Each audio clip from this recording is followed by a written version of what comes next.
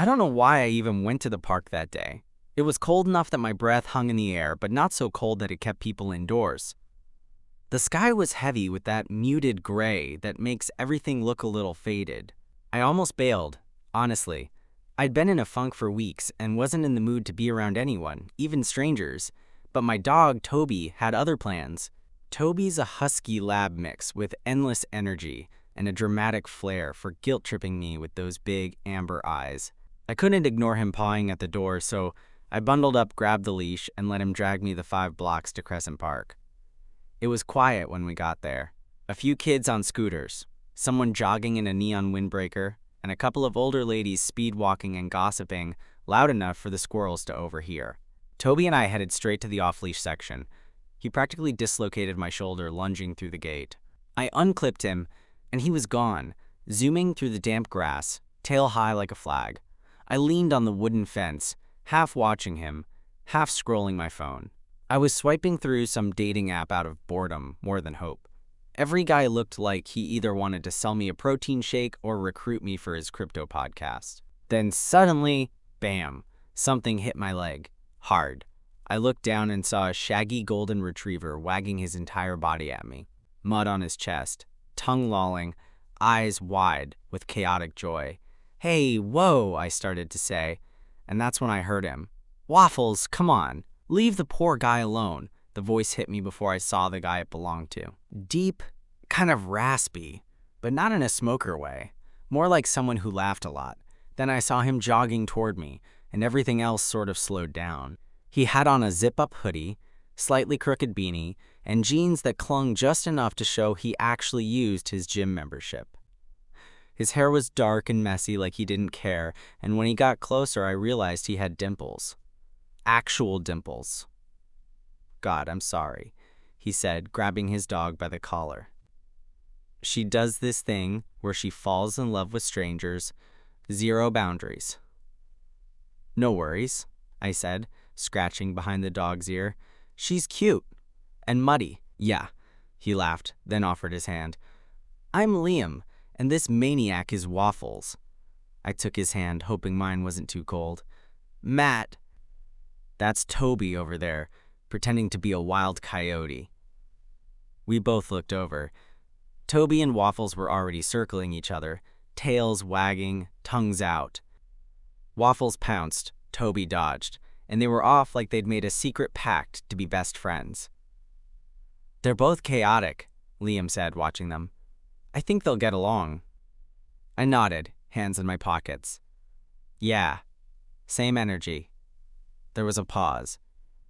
Not awkward, just full. "So," Liam said, shifting a little closer, "you come here a lot?" I turned to him, half smirking. "You practicing a pickup line or making small talk?" He blinked, then laughed. "Both, I guess. I'm new to the area, still figuring out which parks are good for Waffles and which ones she treats like a mosh pit." "You picked a decent one," I said. "Crescent's not bad, unless it's a weekend. Then it's full of strollers and dads with tactical baby carriers." Liam grinned. Noted. Another pause. He glanced at me, then away, then back again, like he wanted to say something, but wasn't sure how it would land. "You, wanna walk?" he asked. "I mean, just around the path, while they go feral." I hesitated, but just for a second. "Yeah, sure." We fell into step, the gravel crunching beneath our shoes, dogs darting ahead like they'd known each other for years. And something about the whole thing. Cold air, the shared quiet, Liam's stupidly nice smile, made it feel like maybe I didn't mind being around someone today after all. The first few minutes of the walk were quiet, but not in a bad way.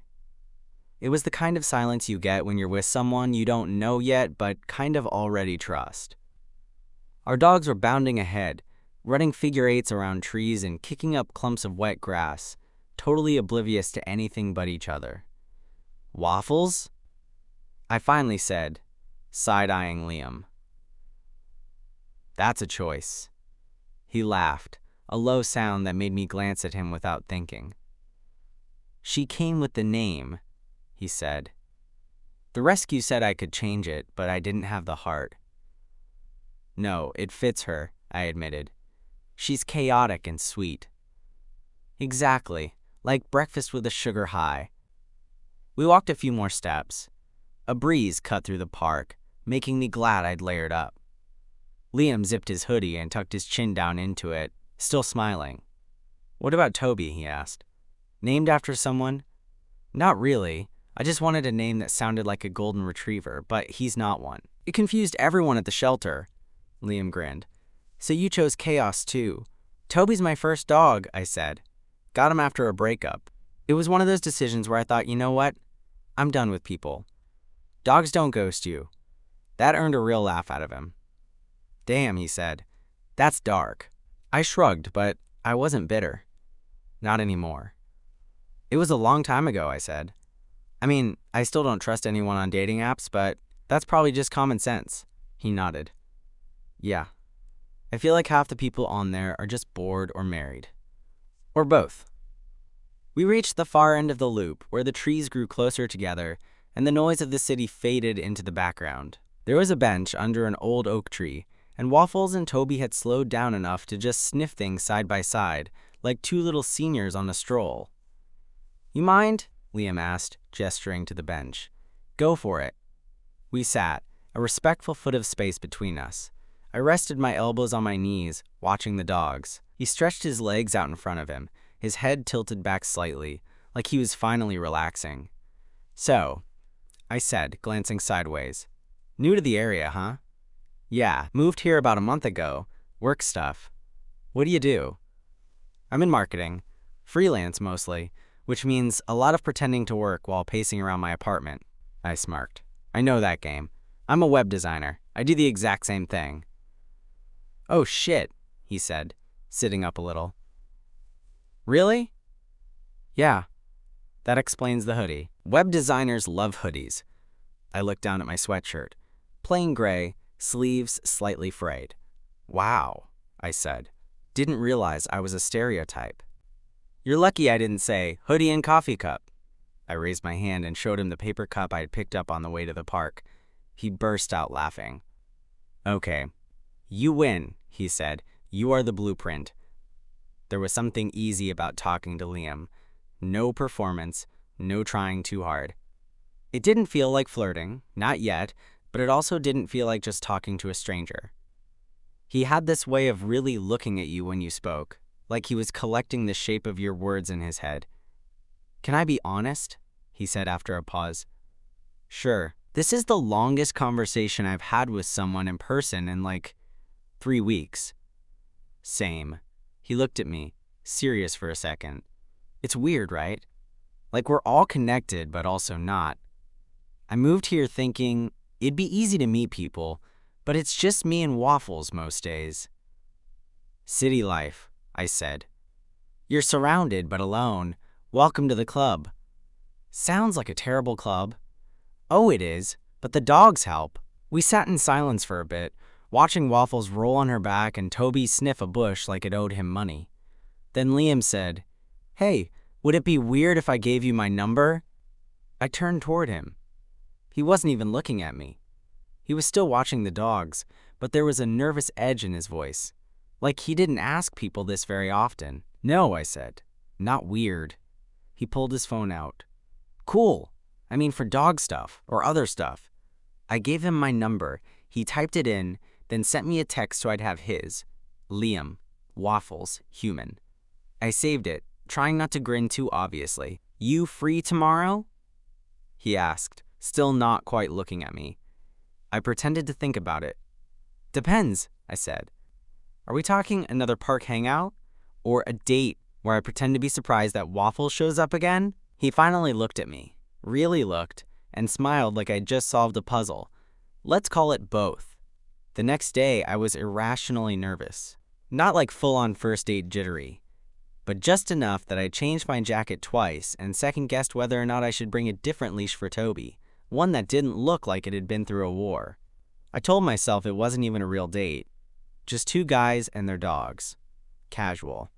Still, I was at the park 15 minutes early.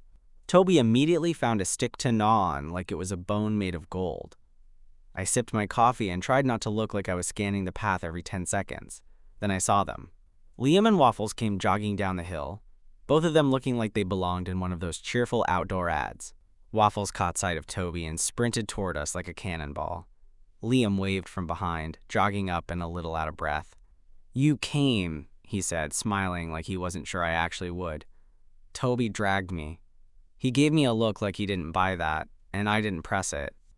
We fell into step again, like yesterday was just a rehearsal. We talked more this time, not just the light stuff, though there was plenty of that, but also the kind of topics that you don't usually bring up until the third or fourth time hanging out with someone. He told me about his last relationship, which had ended about 7 months ago when his boyfriend got a job in Seattle and didn't ask Liam to come with him. "Long distance wasn't an option?" I asked, curious but careful. "I don't know. I think we both knew it had already run out of steam. The move was just the last push." I nodded, understanding more than I let on. "My ex ghosted me," I said. "Like, one day we were texting about dinner plans, and then nothing.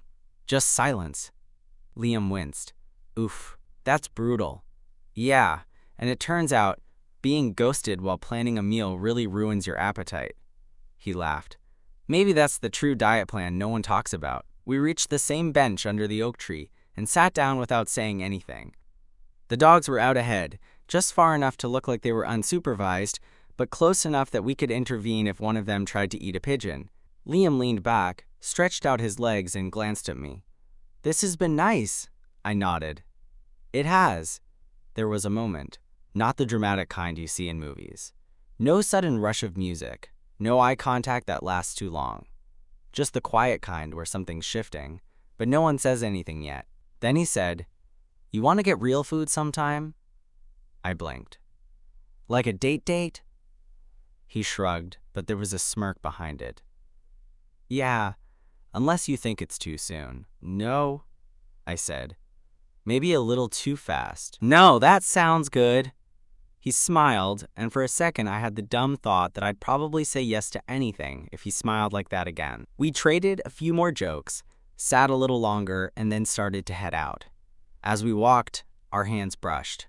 Once, then again, and on the third time, neither of us pulled away. Later that night, he texted me, "Liam, hey, just wanted to say I had a really good time today, even if Waffles rolled in something dead." Me, she looked proud. I respect it. Liam, also, next time, no dogs. Just us? Me, definitely. Our first actual date was the kind you don't plan too hard. Just dinner and a walk, but I found myself thinking about it way more than I should have. Liam picked a Thai place near his apartment. When I showed up, he was already waiting outside, hands in his pockets, bouncing on his heels a little.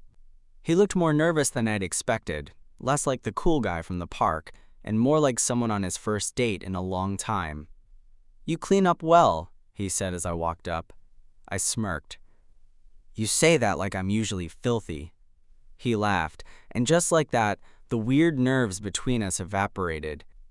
Dinner was easy. We sat in a quiet corner and talked about everything from our worst jobs. His was being a mall Santa's elf one Christmas. Mine was customer support for a dating app, ironically. To favorite movies, which sparked a full-blown argument over whether or not The Social Network is overrated. It didn't feel like a first date. It felt like picking up from somewhere we'd left off without knowing we'd started. Afterward, we walked around the block, neither of us really wanting to say goodnight yet. The sidewalks were slick from earlier rain, and the air had that fresh, wet concrete smell. City sounds buzzed in the background. Cars, voices, the occasional distant siren, but it all felt far away. "I'm glad we did this," Liam said, stuffing his hands in his jacket pockets. "I was half worried it'd be weird without the dogs as buffers." "Honestly," I said, "I think they were just an excuse." "To do what?" "To meet each other." He looked at me for a second, his expression unreadable. Then he smiled. Not a big, showy grin, but one of those small, quiet ones that somehow hit harder. We reached his building. He hesitated at the front step. "You want to come up?" he asked. "I've got tea. Or beer. Or, I don't know, a very average couch we can sit on awkwardly." I didn't hesitate. Yeah, sure. His apartment was small, cozy, and had the exact personality I expected. Half lived in, half decorated by someone who didn't care what Pinterest thought, but still had taste. A few plants, a half-built Lego Millennium Falcon on the bookshelf, a dog bed in the corner, already occupied by Waffles, who looked up at me like I was interrupting her night. She'll stare at you until you apologize for existing, Liam warned. I get that a lot.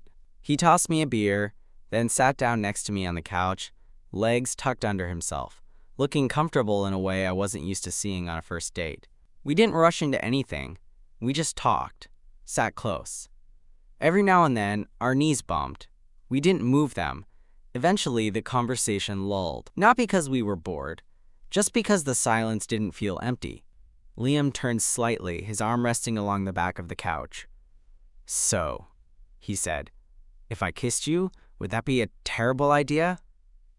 I don't know, I said. Depends on if you're good at it. His smile grew, and then, slowly, he leaned in. The kiss wasn't dramatic. It didn't need to be. It was slow, warm, and the kind of first kiss that feels like a yes. Like confirmation of something you already suspected. When we pulled apart, he kept his forehead close to mine. Okay, he said quietly. Yeah, that didn't feel like a mistake. Definitely not. He sat back, grinning. So, can I see you again? Like, soon? I mean, I already met your dog, I said. Feels pretty serious. He laughed, reached over, and laced our fingers together. We stayed like that for a while. Two guys on a too-small couch, with Waffles snoring in the background and the quiet hum of something real starting to settle between us. The next couple of weeks felt like something I didn't want to say out loud, because I didn't want to jinx it. Liam and I kept hanging out, sometimes with the dogs, sometimes without. It wasn't some whirlwind, all-consuming thing, but in a way, that made it better. It was slow and warm. Comfortable, but exciting in that subtle way where you realize you're texting someone just to hear back from them. I'd find myself smiling at my phone for no reason. Not because he sent anything especially clever, but because he sent anything at all. One night, he came over to my place for dinner, and it was the first time I let him into that part of my life. My apartment wasn't anything special. Basic kitchen, secondhand couch, a couple of Toby's toys always half chewed and half destroyed underfoot, but he didn't seem to notice the mess. This feels like a real person lives here, he said, taking in the half-eaten bag of chips on the counter and the mail I hadn't sorted. A real person with questionable filing habits, I muttered, tossing a sock Toby had brought into the kitchen back down the hall. We cooked together, or, more accurately, I cooked while he sat on the counter stealing bits of chopped bell pepper and telling me about a weird client who wanted him to design an ad campaign around moon energy. I told him I'm not a warlock, Liam said, chewing on a slice of cucumber. He said, that's a limiting belief. I mean, he's not wrong. He rolled his eyes and threw a piece of pepper at me. After dinner, we ended up on the couch, legs tangled, Netflix playing something neither of us were really watching. Toby had wedged himself between us like a needy pillow, and I could feel Liam's hand resting lightly on my thigh, his thumb moving in slow, lazy circles. This is nice, he said softly, almost like he wasn't sure he should say it out loud. Yeah, I replied, matching his tone. It is. Then came the part one hadn't been ready for. Not that night, not even that week, but life, being life, doesn't wait for your perfect timing. It started with a missed text. I'd sent something simple. Want to grab coffee tomorrow? And he didn't reply. At first, I didn't think anything of it. People get busy. But then a day passed, then another. By the third day, I started spiraling. Not full-blown panic, but enough to notice I was checking my phone more than I should, rereading our last conversations. Wondering if I'd said something wrong. Wondering if I was reading too much into it, or not enough. Finally, on day 4, I got a text. Liam. Hey, Sorry I've been quiet. Can we talk? I stared at it for a while, trying to guess what was coming next. My chest tightened with that old familiar feeling, pre-rejection tension. We met at the park, of all places. The same one where we'd met. The same bench under the oak tree. He looked tired. Not in a dramatic, movie scene way. Just like someone carrying something heavy. Hey, he said, sitting down next to me but not quite close enough to touch. Hey, I said back, trying to keep my voice even. He ran a hand through his hair. I didn't mean to disappear.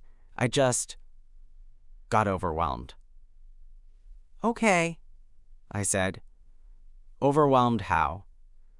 He took a breath, then let it out slow. Us, has been really good. Better than I expected, honestly. And that's kind of the problem. I didn't say anything.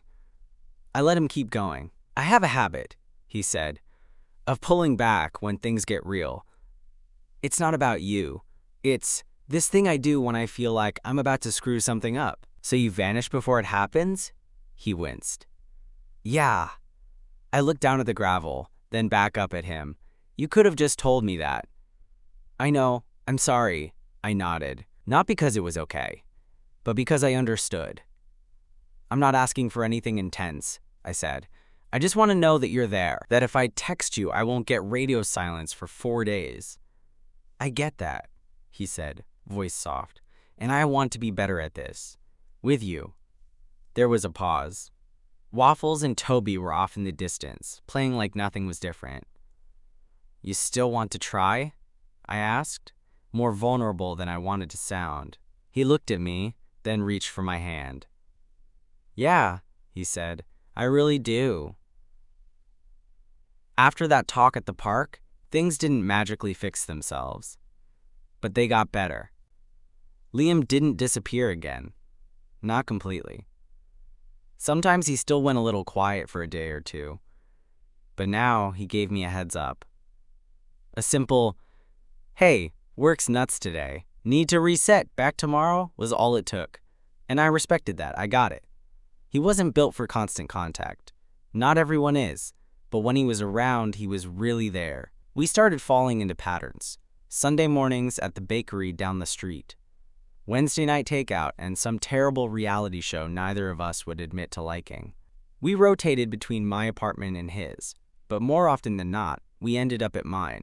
Mostly because Toby and Waffles had developed some kind of codependent friendship that made separating them feel borderline cruel.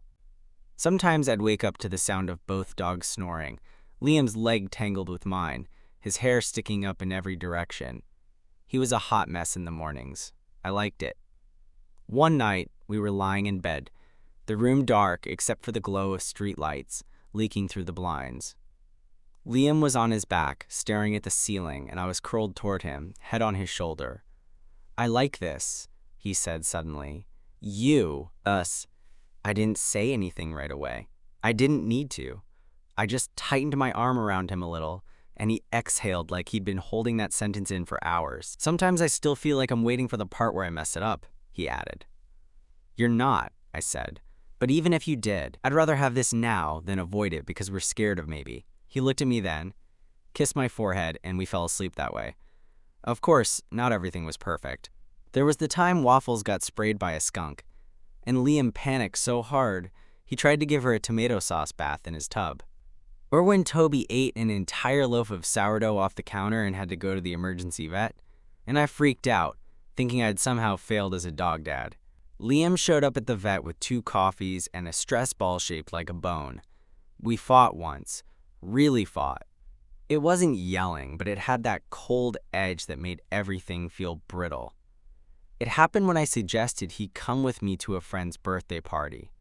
A group of people I'd known for years, most of them queer, all of them nosy in the best way. Liam hesitated. Too long. You don't have to, I said quickly. It's just... Never mind. No, it's not that, he said, fidgeting. I don't know how to be in those spaces, like, as your boyfriend. The word hung there, heavy, We hadn't said it before. My what? I said, trying to keep it light. He flushed. You know what I mean. Actually, I don't. He sighed. I haven't really done this. The public part. The being seen part. I'm not used to being with someone who wants to introduce me. That hit harder than I expected. Because I didn't want to hide. I'd done that before. It sucked. You know you don't have to be anything except yourself, right? I said. You don't have to perform some version of a perfect gay boyfriend. Just come. Hang out. Let people meet the guy who makes me laugh so hard I choke on noodles. He looked at me, and after a second, he softened. I want to, he said. I just get in my head about it. I know, and I get that. But don't stay in there so long that you forget I'm out here waiting. The night of the party, he showed up. Late, but he came, and he held my hand in front of everyone. It wasn't some big speech or show. But it mattered. My friends liked him. Of course they did. Liam was easy to like once he relaxed. He ended up in a heated Mario Kart tournament with two of my old roommates, and by the end of the night, he was half drunk on cheap wine and laughing with his head thrown back in that open, unguarded way I'd only seen a few times before. On the walk home, he laced our fingers together and didn't let go once. I get it now, he said. Get what? The whole not hiding thing. It feels better. Yeah, I said. It does. It wasn't a fairy tale.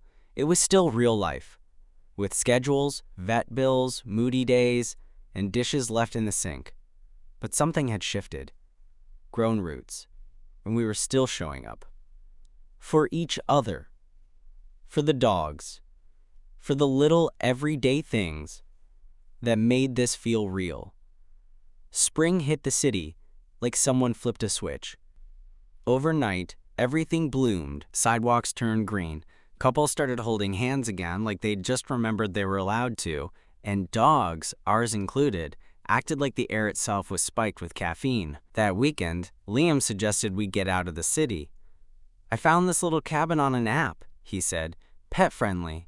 It's near a lake, super quiet. I figured maybe a break from everything. I blinked at him. Wait, you want to go away together? He rubbed the back of his neck, suddenly sheepish. I mean, we've basically lived at each other's places for a month. This is just with pine trees. I smiled. I'm in. We packed light. A cooler, our sleeping bags, dog stuff, a Bluetooth speaker, and a questionable amount of snacks. The drive took about 3 hours, winding through open roads and thick forests. Liam drove, one hand on the wheel, the other tapping to the beat of some old Arctic Monkeys album. I kept sneaking glances at him when he wasn't looking. I liked him like this, calm, in his element, singing softly with the windows cracked open. When we arrived, the cabin was even better than the photos. Simple, wooden, just one room, and a small deck that overlooked the lake. No cell signal, no Wi-Fi. It felt like the world had finally shut up. The dogs went feral the moment we let them out. They chased each other around the clearing, splashed through the water, rolled in whatever smelled the worst, and passed out in a heap by sundown. Inside, we lit a fire in the little wood stove and lay side by side on the floor in our sleeping bags. I had a beer. He had a thermos of hot tea. This is nice, I said, staring at the ceiling beams. Yeah, Liam said, his voice low. I don't think I've ever done this before. What, cabin stuff? No, just something like this. With someone who actually makes me feel like I can just be. I looked at him. He wasn't meeting my eyes, just picking at the edge of his blanket. His expression was soft, like he wasn't sure he was allowed to say what he'd just said. I'm glad it's me, I said. He finally looked at me. Me too. We didn't say anything else for a while. The fire crackled. The dogs snored in harmony. The silence wasn't empty. It was full of something warm and steady. Later, after we'd brushed our teeth using bottled water and tried to figure out the least weird way to pee in the woods, we crawled back into our sleeping bags. Liam scooted closer until our bags touched, then reached over and slid his fingers into mine. "Do you think do you think it's real?" he asked. I looked at him, really looked. "You're holding my hand in the middle of the woods while our dogs snore like old men." "Yeah, I think it's real." He smiled at that. And for the first time, I saw the worry in his eyes dissolve. Just a little. The next morning, we woke to the sound of rain. Light, steady, tapping on the tin roof. Toby had wedged himself under my arm. Waffles was using Liam as a body pillow. "I think they're dating," Liam mumbled. "They're definitely codependent." We made breakfast on the tiny propane stove. Eggs, toast, instant coffee. Liam tried to fry the eggs and ended up cracking one right onto the burner. I laughed so hard I almost dropped the pan.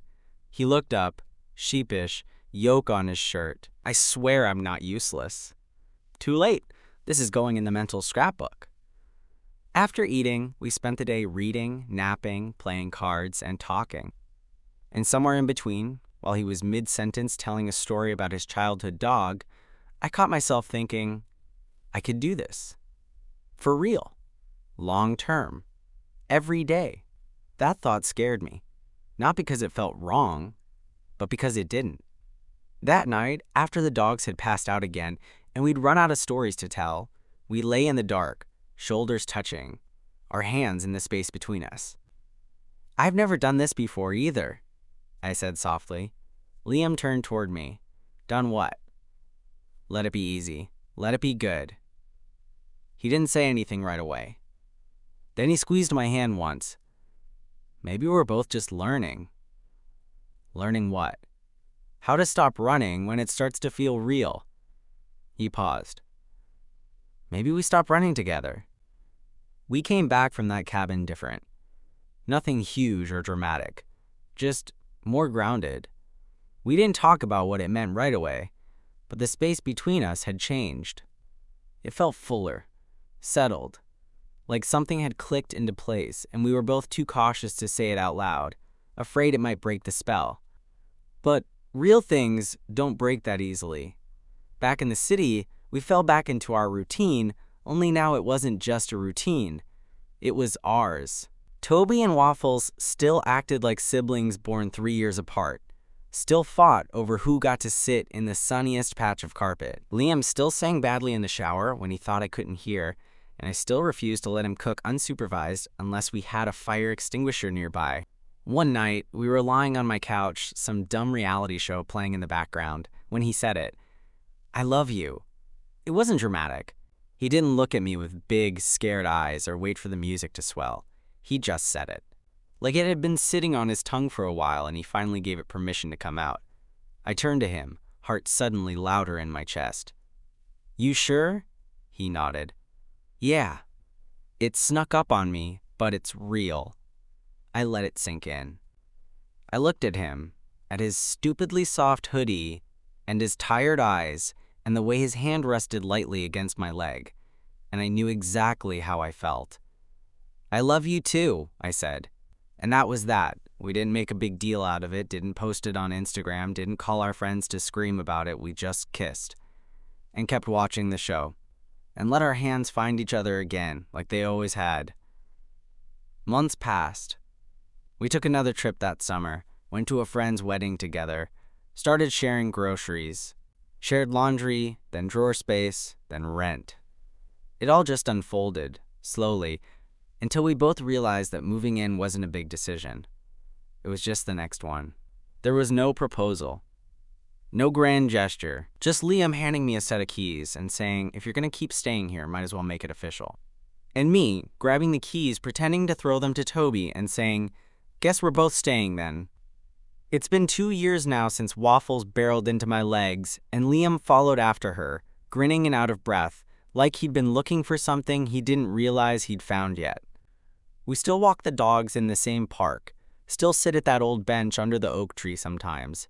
One day, we passed by a couple sitting there, new, clearly flirting, probably unsure what to say next, and Liam nudged me with his elbow. That was us. he whispered. "You are never that smooth." He laughed and kissed my cheek anyway. Some stories start with fireworks, with drama and chaos and declarations shouted through the rain. Ours started with dogs and coffee and nervous smiles. It started simple. It stayed real. And honestly, that's the kind of love I always hoped I'd find.